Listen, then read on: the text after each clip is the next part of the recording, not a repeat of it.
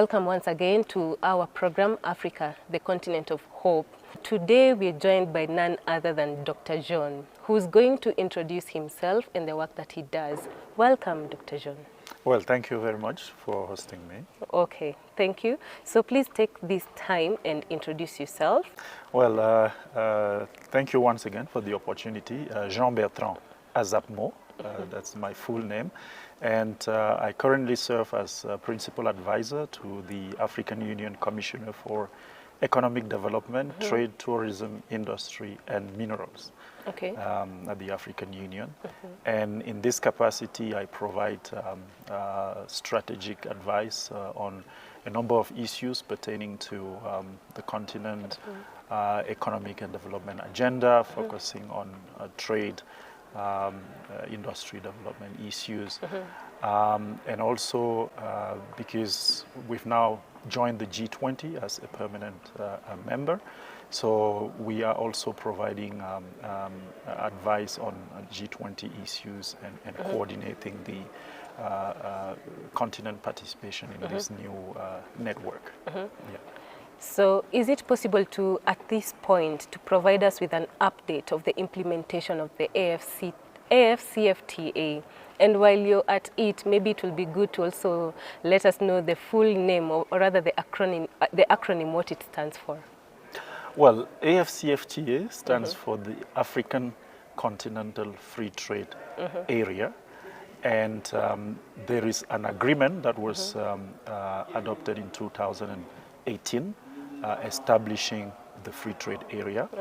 That agreement has since entered into force in 2019 and also is being implemented since January 2021 when the implementation of the agreement started. So the aim of the agreement is basically to increase the level of intra-African trade with the understanding that trade is an engine of economic growth. So that's what the AFCFTA ambitions. At the moment, we have 47 countries that have signed and ratified the agreement, so 47 state parties to the agreement. 54 have signed.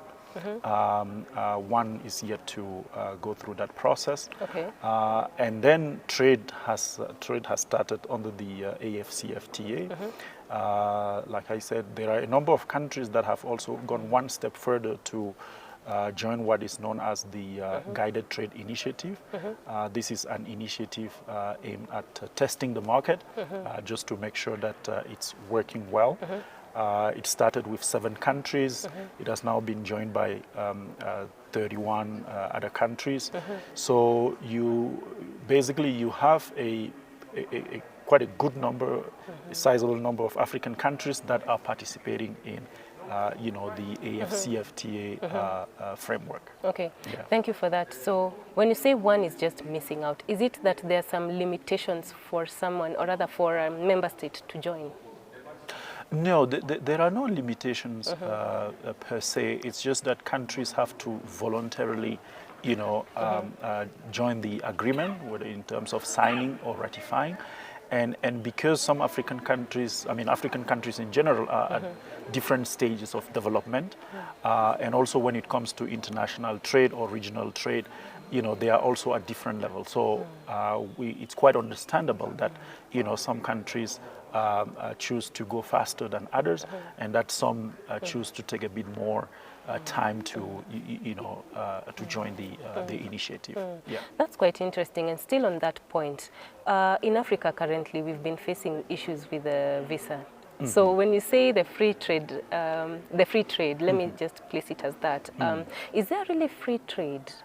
Because as we speak, most of the business people in Africa face a number of challenges when entering a country.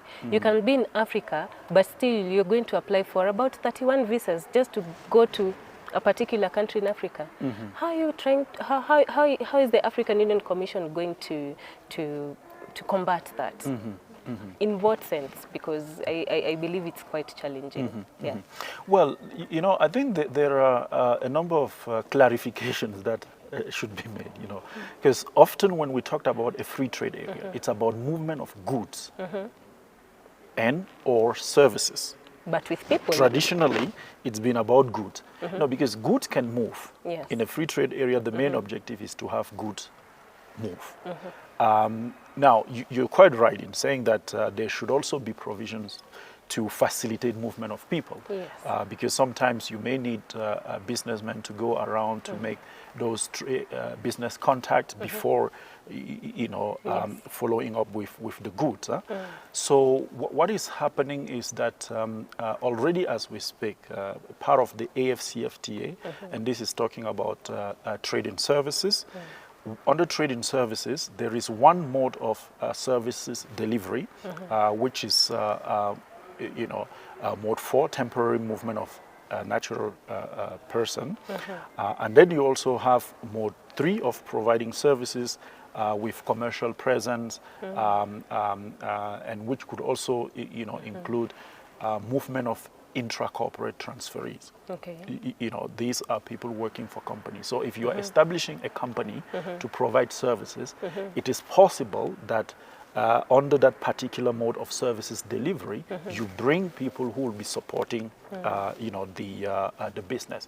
Let's say Safaricom, for instance, which recently established in Ethiopia. Yes. As part of that arrangement, a number of managers of the companies, had to come to Ethiopia, to support the business. So that's what we currently have under the AFCFTA as a framework. Now there is another protocol under the overall African integration agenda, which is called it's actually a protocol to the Abuja Treaty on the free movement of people, right of residence and establishment.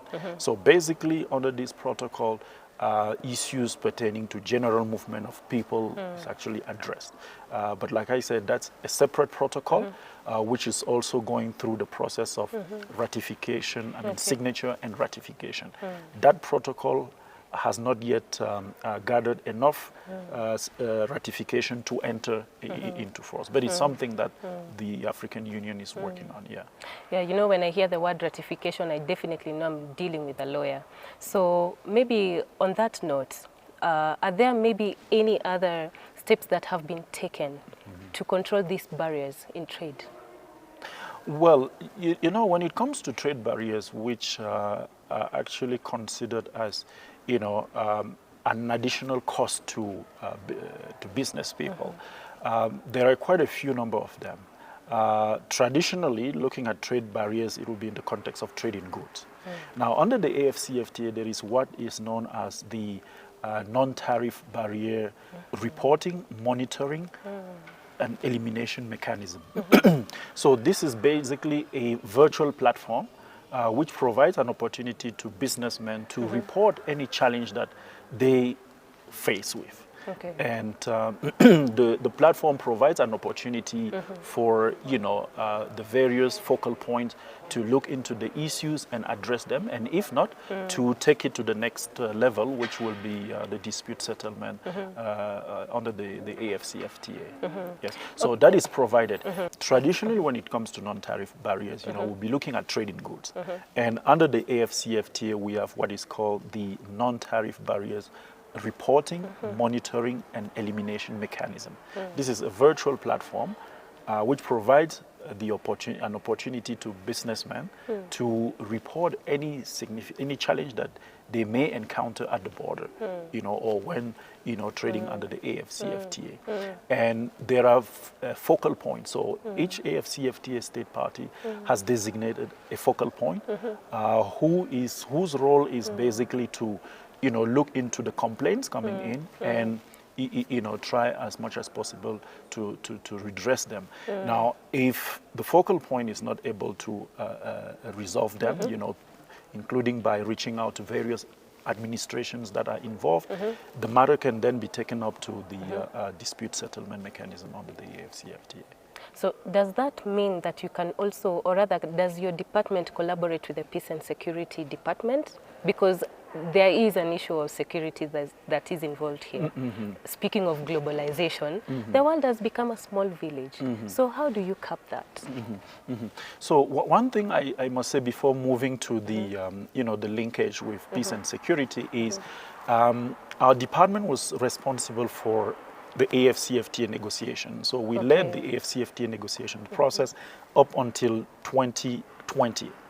And with the establishment of the AFCFTA Secretariat, which is based in Accra, Ghana, we surrendered everything, both the negotiations of the subsequent phases of the negotiations and also the implementation of the agreement. So the NTB, as it is called, NTB reporting, monitoring and elimination mechanism is actually housed in the AFCFTA Secretariat, and they are responsible for that. Now, coming back to the issue of the linkage, peace and security and trade, yes, you're quite right.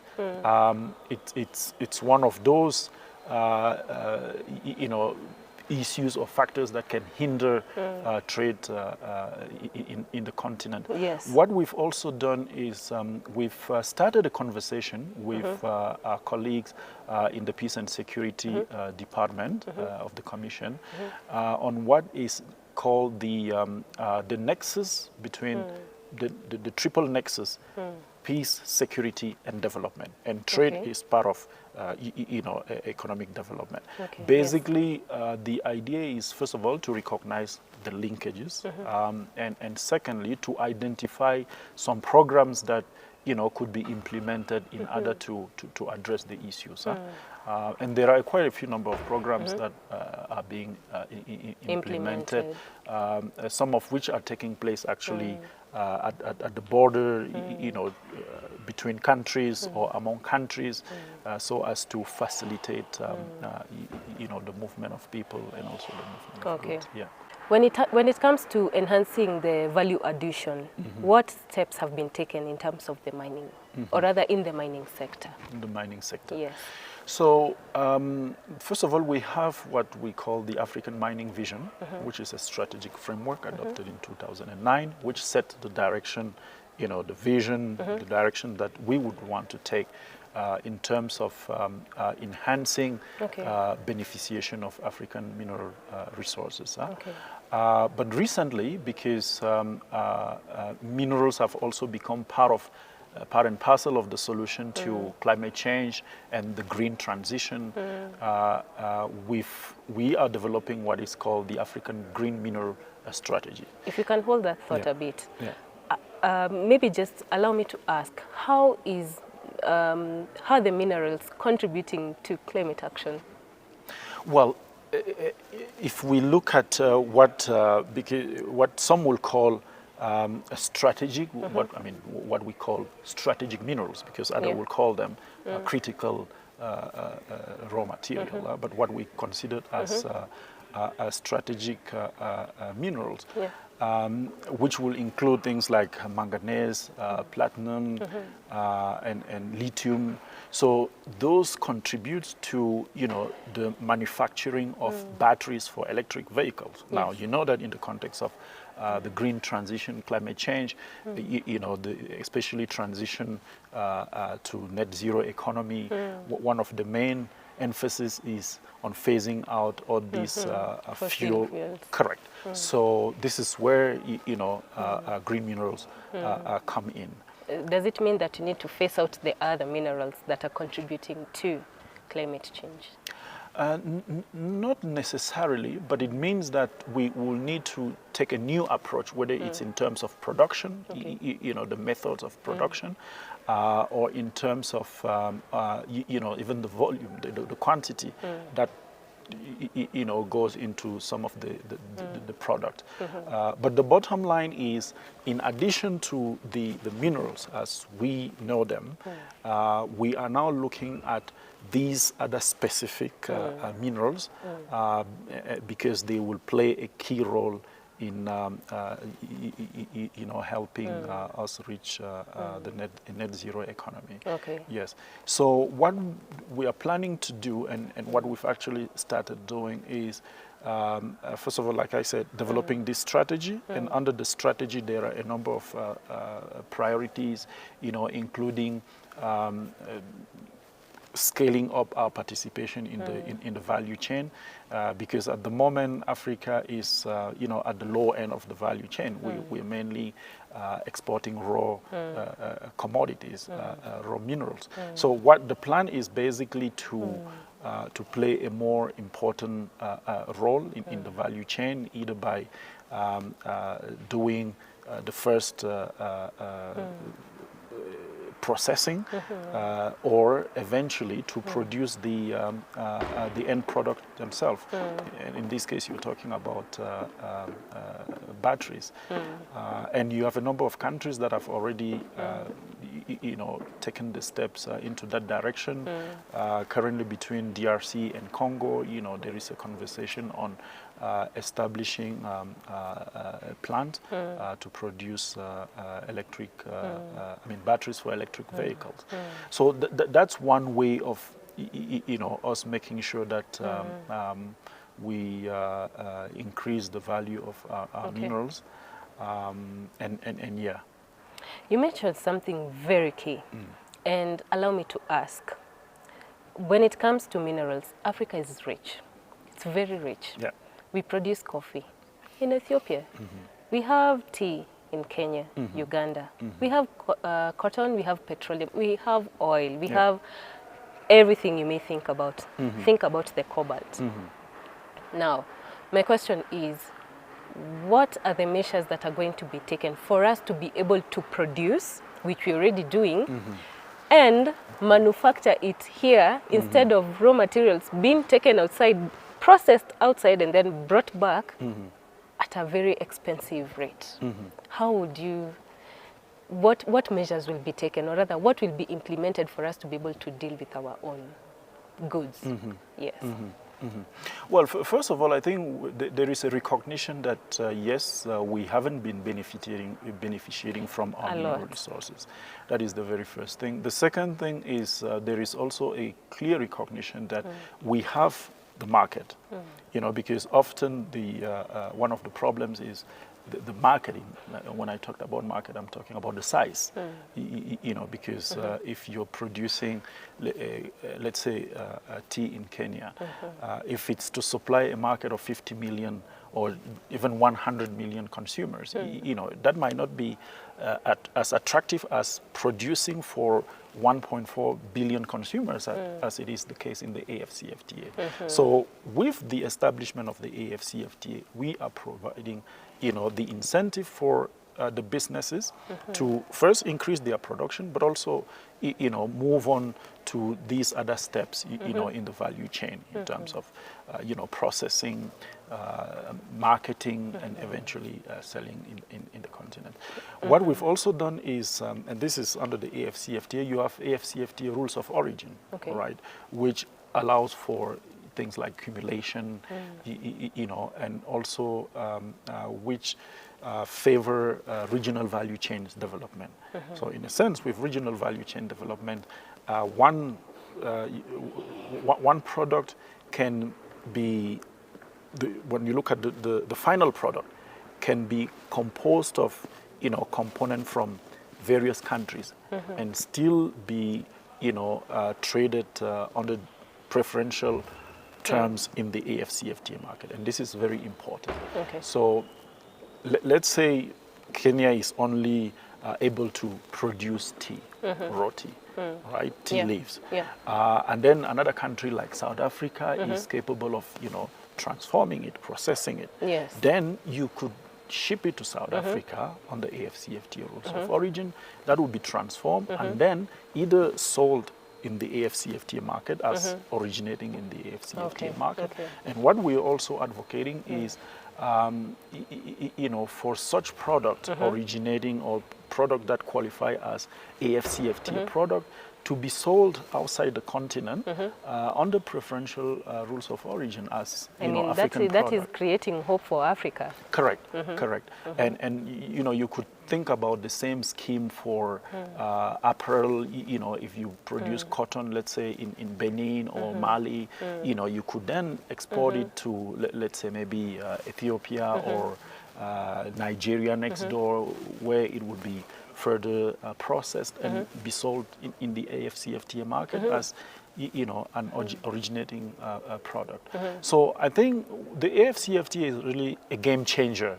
Now, what needs to happen is that the business community, the member state, they need to move faster with the implementation so that the business community can take advantage of those opportunities. Okay. Yeah. So when you speak about the challenges, which are these challenges that you faced, given the milestones that have been there since its implementation in 2019? Well, 2021. 2021. When trading started on the And WFC. given the fact that that was the period where COVID began. Correct. So it must have begun like more of a challenge rather than Correct. something that should motivate. Correct. How did it go? Well, let's say, yes, it was really a challenging period because trading under the AFCFTA was supposed to start in towards the end of 2020, but because of COVID, everything was delayed. So one can say the context, the environment in which the AFCFTA kicked in, wasn't an easy one, but it was also it also came as a solution to a problem because everybody was a bit depressed, sort of, because we were still coming out, of COVID, and there was need for something that gives hope to the continent. So I think from that perspective, the AFCFTA really provides what Africa needs to not just recover definitely from COVID, but also to accelerate her economic integration and eventually economic development. Okay. Now, of course, there are traditional challenges when it comes to international trade or regional trade. Okay. Including having all the infrastructure that is needed, whether soft in terms of you need to update your laws and regulations, to bring them. Align them to the AFCFTA. You need hard infrastructure, road, ports, whether dry port or sea port, and railroad. But these are both challenges, but also opportunities to invest, right? And UNECA recently came up with a study on, trying to estimate the cost of all these infrastructure, and when you translate those in terms of investment, you're talking about hundreds of billions of investment that is needed. So yes, there are challenges, but those are also opportunities. Customs administrations that needs to be modernized. That means there is an opportunity for governments to spend more money in modernizing, digitizing. It has economical value. Correct, correct, and all those investment will have multiplier effect. So there are challenges, certainly, but like I said, those are also opportunities. Okay. Maybe another question would be, speaking of rules and regulations, you did mention at the AFCFTA, what are some of the penalties? Do the penalties lie on the side of the member state, or they lie to the private sector, the civil society? How does it play? And do they even exist?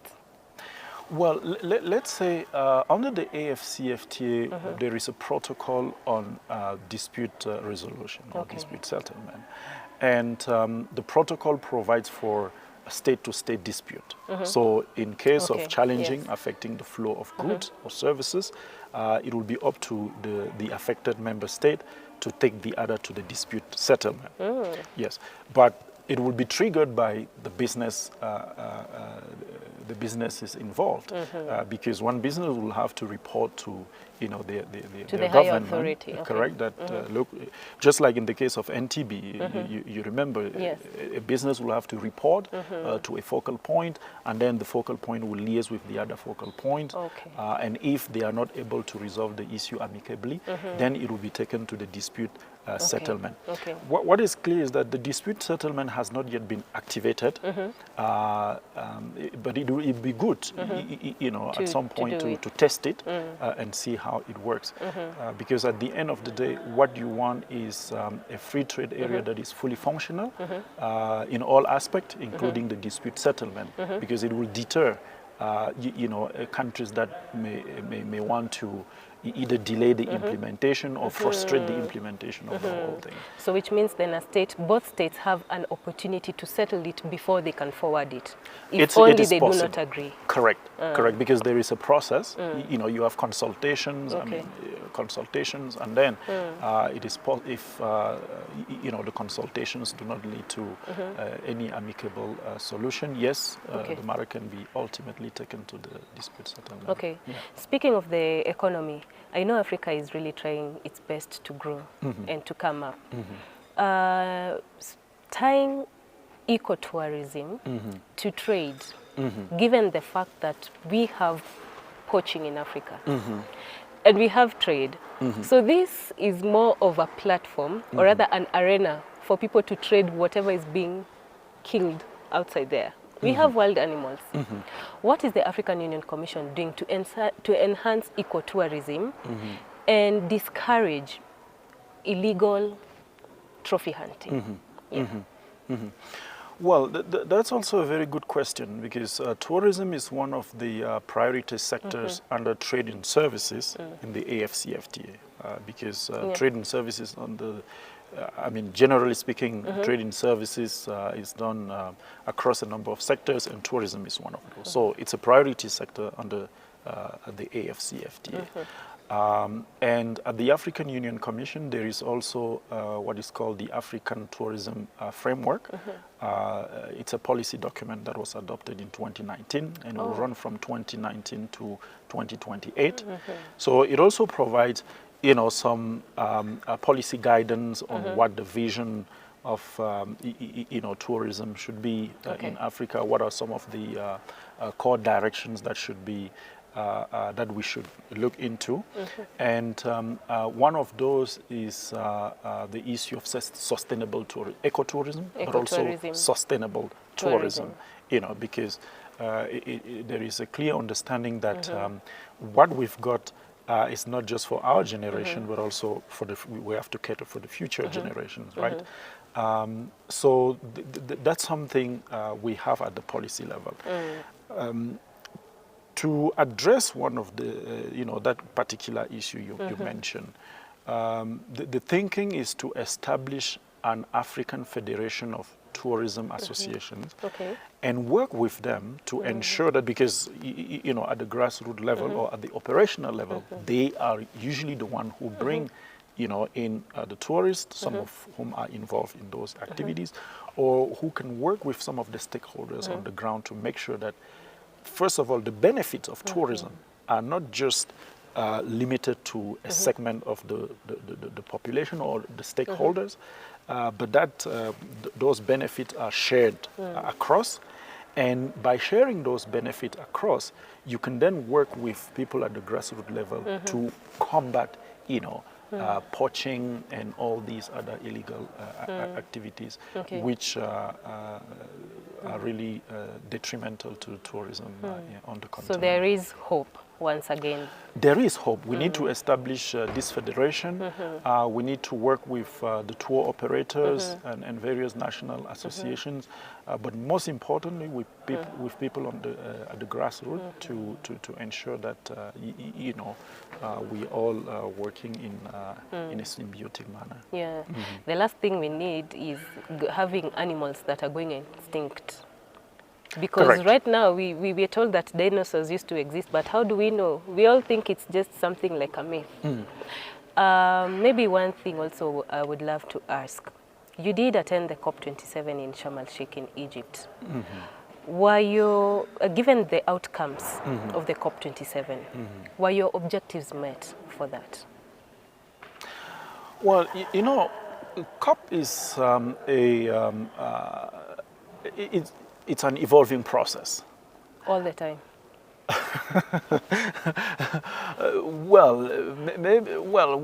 Let's not say all the time, but let's say it's a process through which you address issues, and some of those issues lead to new issues, and then so you are constantly in negotiations, you know, trying to identify emerging issues, addressing them.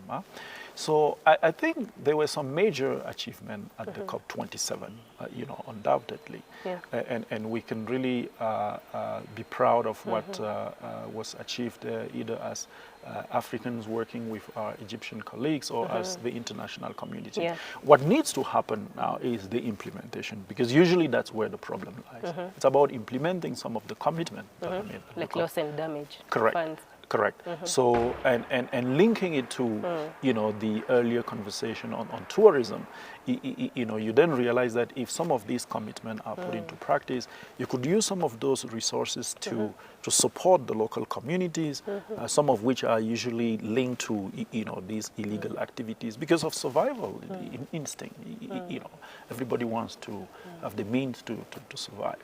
So once we start implementing some of the commitment, or the majority of commitment that are made either at the international level or at the regional level, continental level, including in the AFCFTA, we are going to see, you know, a lot of change taking place on the continent.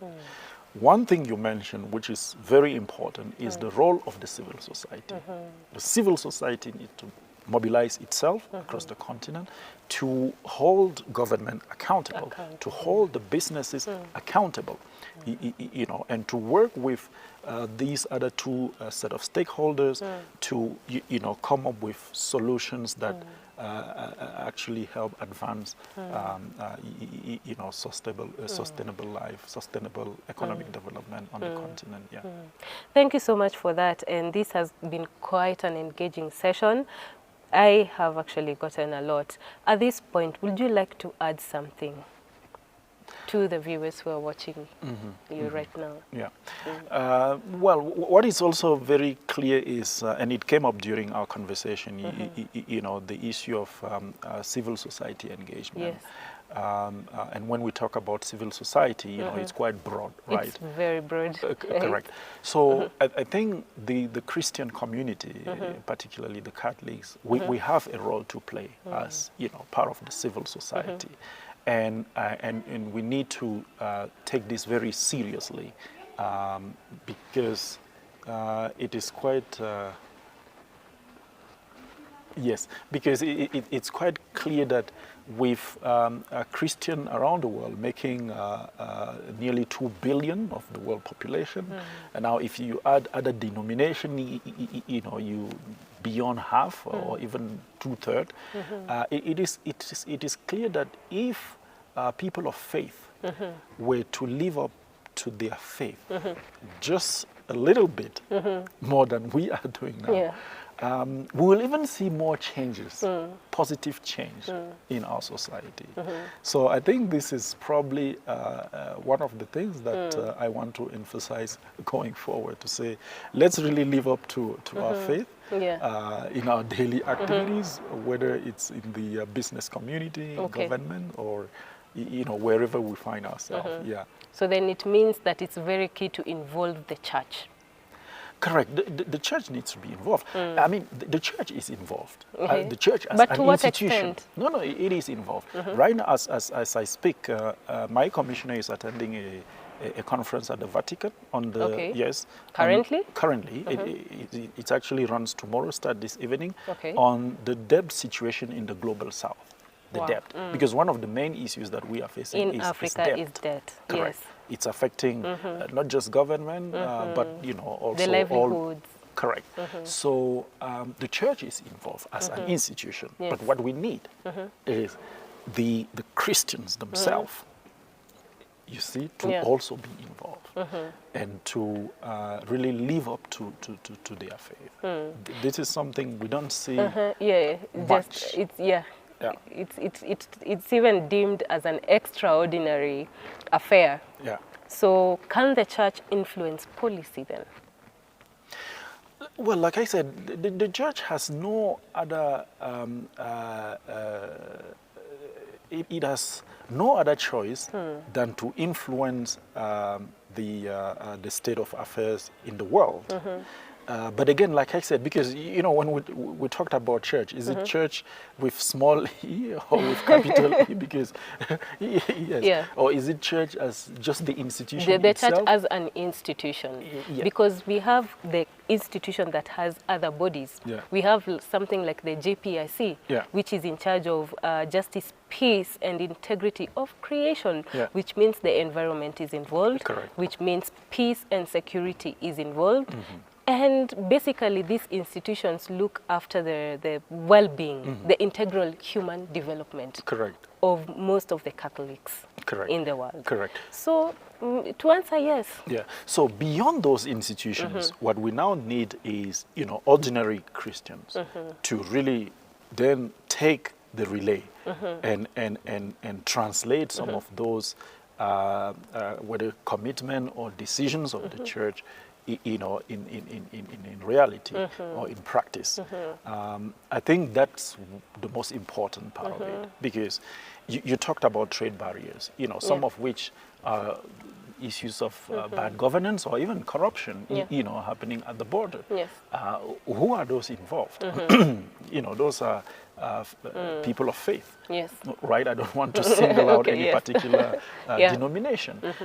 You talked about issues of illegal activities in the tourism industry. Who are those involved? You know, so we need to go to bring the conversation down to the community level, where the church is actually involved.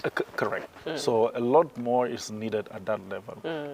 And perhaps, yes, you're also right, perhaps this is where we need to strengthen those other institutions so that they can really, you know, do their work, support those people.